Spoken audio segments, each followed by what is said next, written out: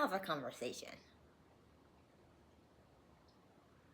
about Wicked.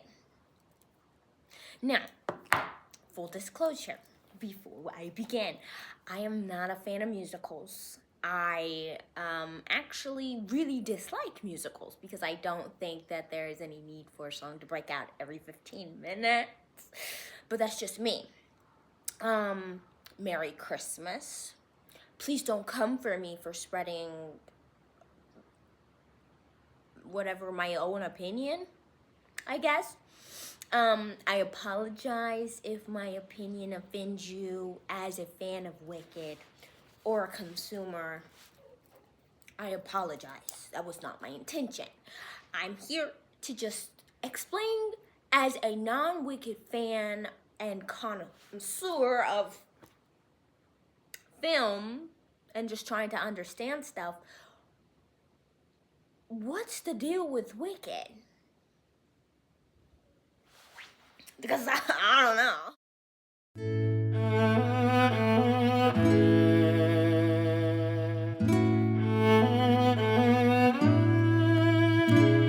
I don't use scripts. Because I feel like they're too close to speeches, and I hate speeches, so I'm not going to do that. I wrote me down some notes, some points that I want to talk about, and I have like 11 in total.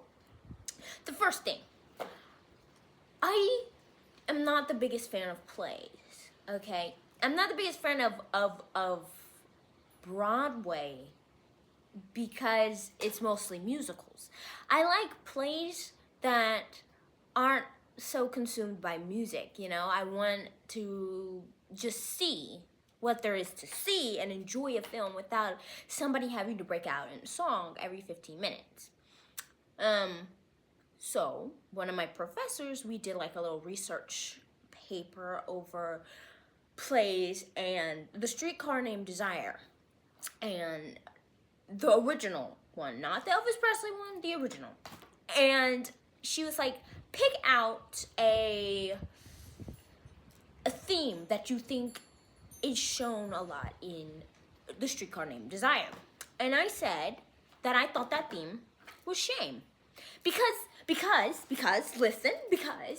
I just felt that everyone in Streetcar Named Desire thought that they were being shamed by somebody else. Like, I can't even remember each of them. Blair? Beth? Blythe? I don't know her name. Sorry, it was a while back. Literally, it was a long time ago. Anyway, so I was just like, shame, okay? I thought that, what's his name? The abusive boyfriend, he thought that the sister was shaming him. And I thought that the sister who ended up pregnant, she thought that she was getting shamed by her own sister for the living conditions.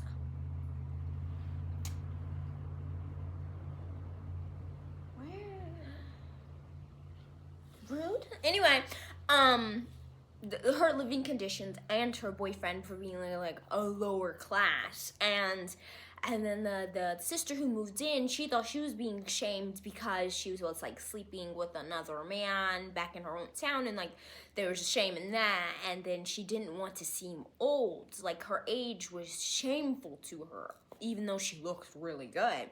And then the author, or the script playwriter of Streetcar Named Desire, really emphasized that with his dialogue and the way that the characters are presented with the show notes and stuff like that.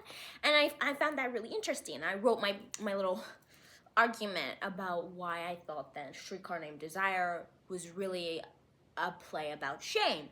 And so I went into this research with kind of that same mentality, not about shame though. Wicked is a play. Well, Wicked is a movie based on a play, based on a set of books, based on a movie, based on a book. Does that make sense? It's a movie based on a play, based on a books, because there's 3, based on a movie, based on a book. Okay. And that confused me. So I began my research with the books, obviously, because I've read Wizard of Oz, and I have not seeing Wizard of Oz actually all the way through. Because I have my own personal beef with Wizard of Oz, but we'll get into that later, okay? But I started with the Wicked books. There's 3. There's like Wicked, Son of Wicked, and whatever. I don't even think that's the actual title. So let me look that up. 1 second.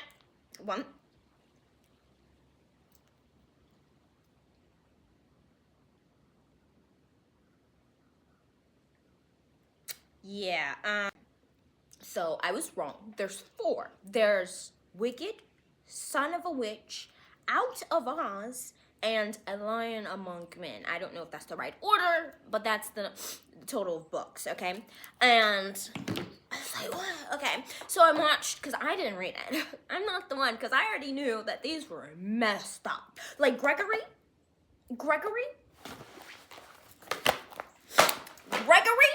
needed help. He needed help because that man had an issue. He had a problem. He had something. Like let me. Gregory needed help. There was a problem up here in his brain because I don't know what he was. What was that man on? What was that man on? Because I don't know. I don't know what he was even talking about. And it was like, yep, and his fascinations with horrible things. It was just like,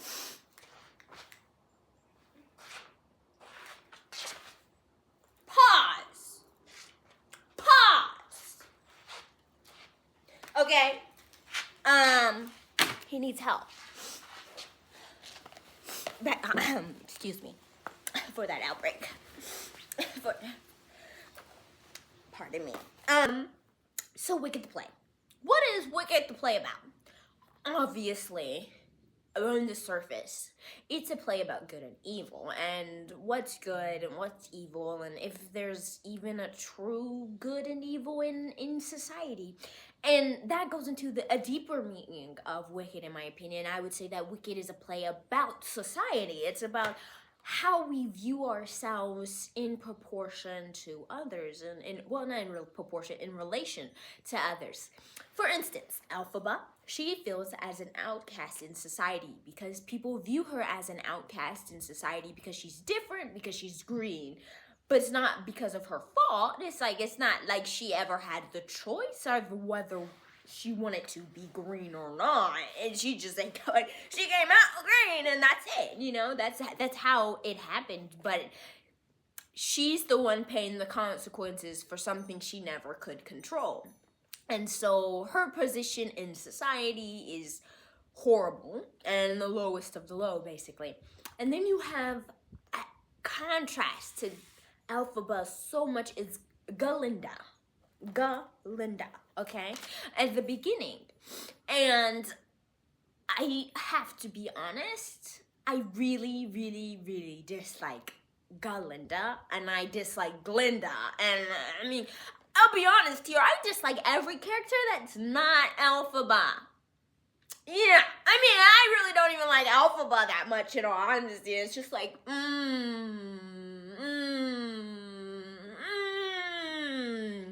no.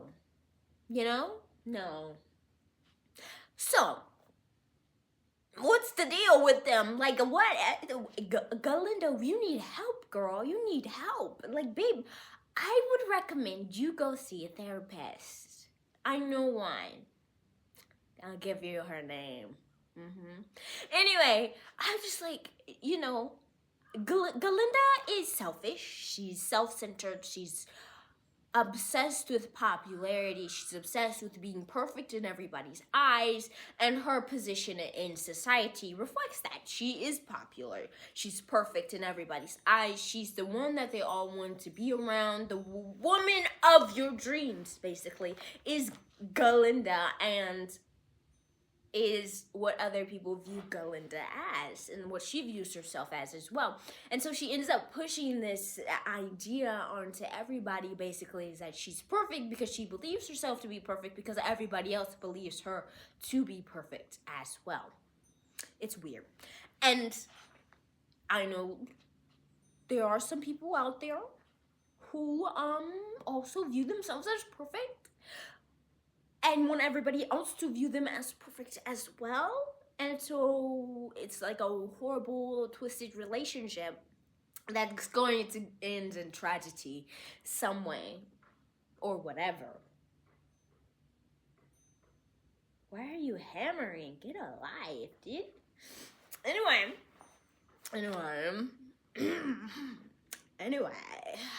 So, what is up with the other side characters? A little SpongeBob man, because I can't remember his name. I apologize. Bach. I remember his name. His name is Bach. I know.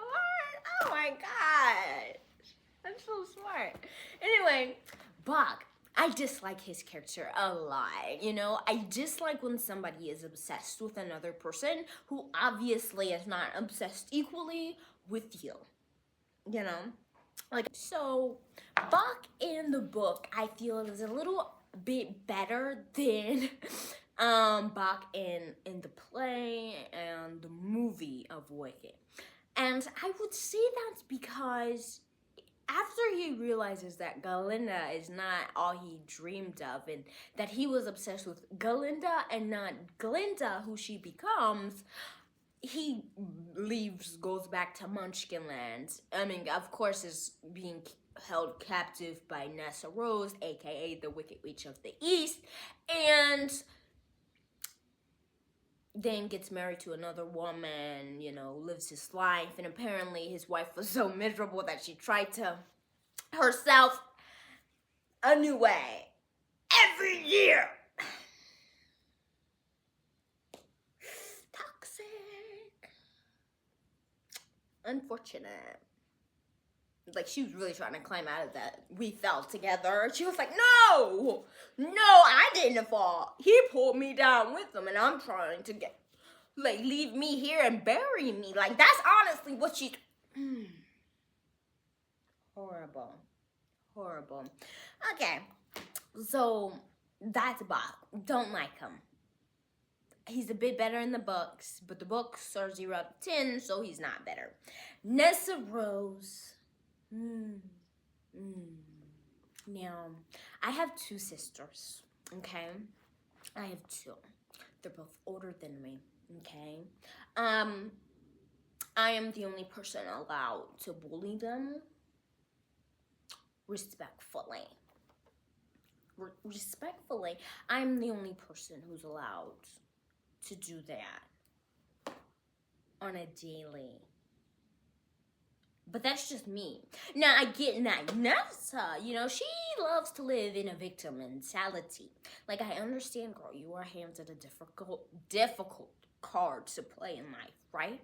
And it's not your fault either. Like, she had no control over the fact that her mother would down milkweeds because her dad was so obsessed with not having a daughter who was green, even though, spoiler here, Elphaba wasn't his kid. Because his wife was having an affair with the wizard. Like, crazy. So the dad killed his wife and disabled his kid because he was so scared of the shame of having another kid who was different. But he ended up with another kid who was different. And so he ruined everybody's life. Anyway, I'm not a fan of him either, if you can't tell. I don't have really notes for, like, her parents because obviously her mom, she's dead, had an affair with the wizard. Consequences of your actions, yeah, blah, blah, blah, blah. But you're dead, you don't really add much to the storyline. And then, of course, you have, like, her father who ends up dying after because he's, like, so ashamed of what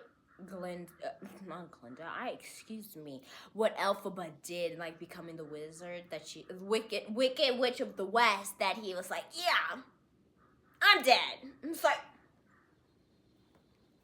what?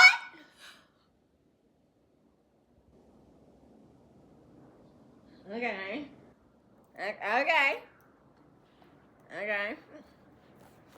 There's another car. Why are they all driving by today? What are you hauling?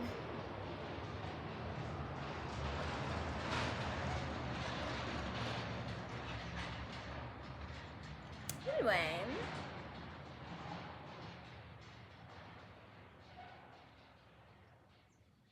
Okay.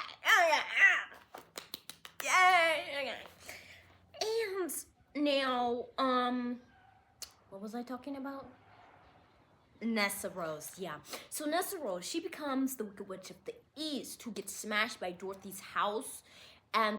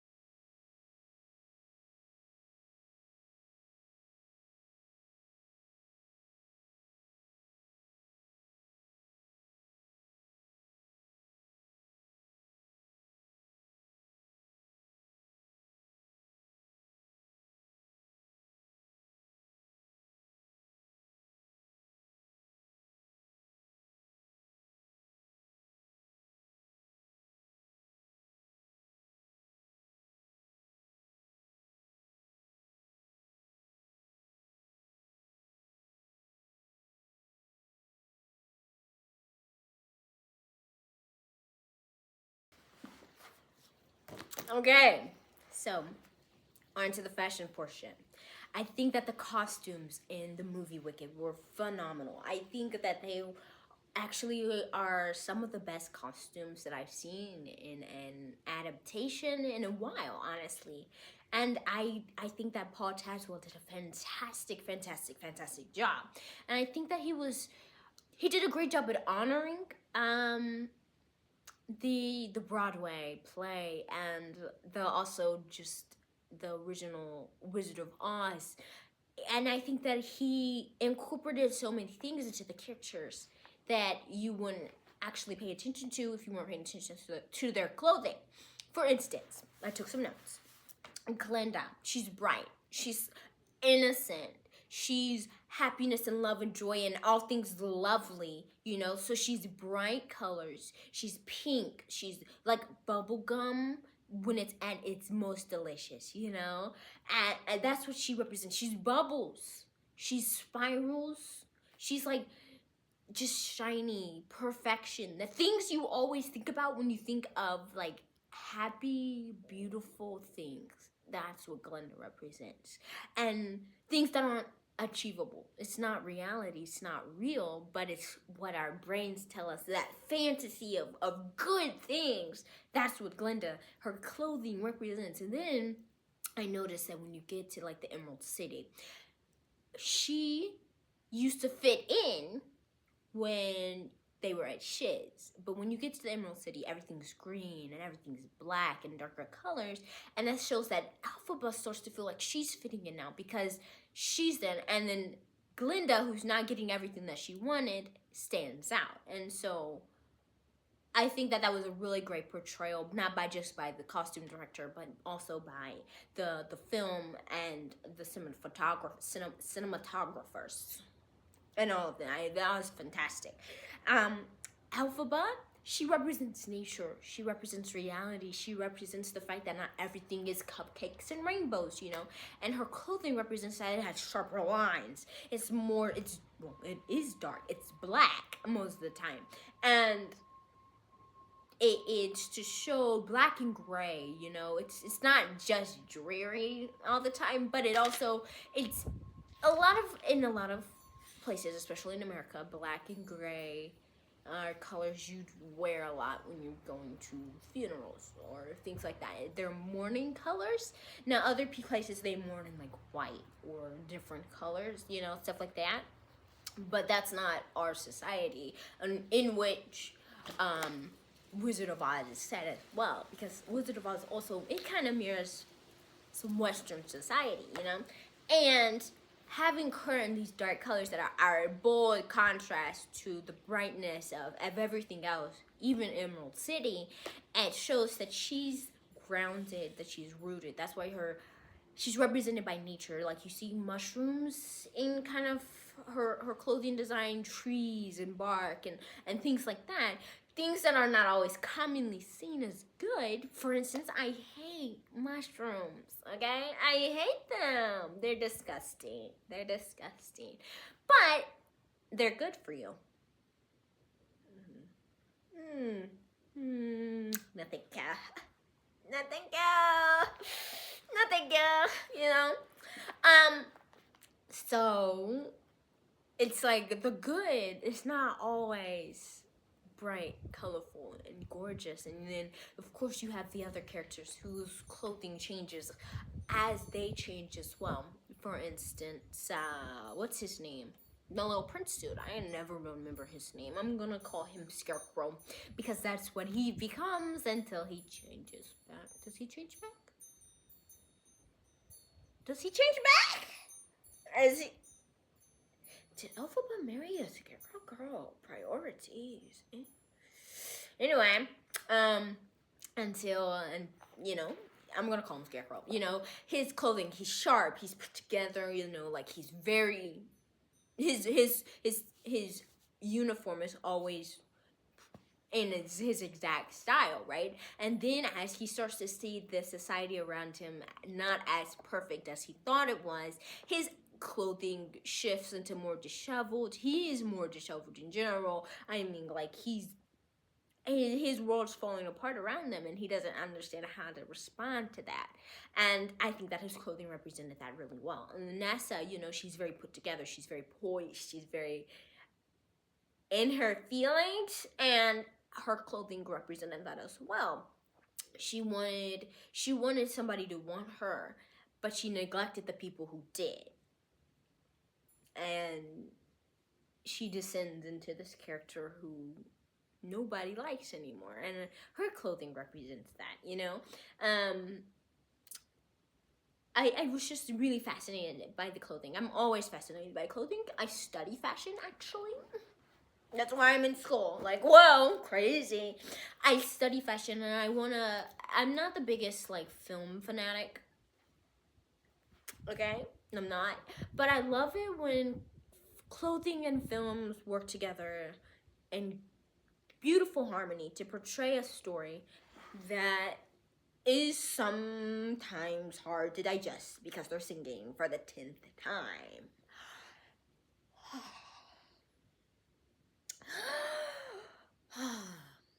So yeah, that's my thoughts on Wicked. What's up with it? What's it about? Why the heck are we obsessed with it? Honestly, I can't tell you why we are obsessed with it. Well, I'm not obsessed with it, but why people are obsessed with it. I think it's because they see themselves, and they see each other, and they see a reality that is happening in front of them, happening on screen, and they want to do something about it. So they want to be Elphaba. A lot of people dream of being Elphaba. They want to be the person who swoops in, singing and defying gravity and saving the day, or not really, because Elphaba really doesn't even save the day. In the end, Elphaba loses. She loses. That's reality. Who thinks that they're saving the day?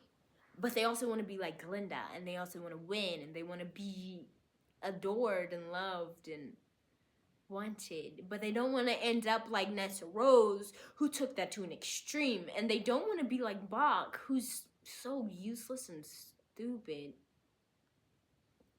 that he somehow becomes a Tin Man. Like, what is that? That segue was crazy, and I think, and they desperately don't want to be like the wizard. But in reality, I would think that we all are like the wizard. The closest character to each and every one of us. Because we're human. Is the wizard. Because that's what he is. He's human. So, well, it's been a ride. Thanks for watching. I have enjoyed your presence today. I think that next time we will explore something a little bit more interesting, I would say. See you around. Have a good day. Don't do too much. Stretch those muscles. And remember to stay warm, because it's winter time. Heart. Okay. Okay. Okay. Love y'all. Love you. Love you. Bye.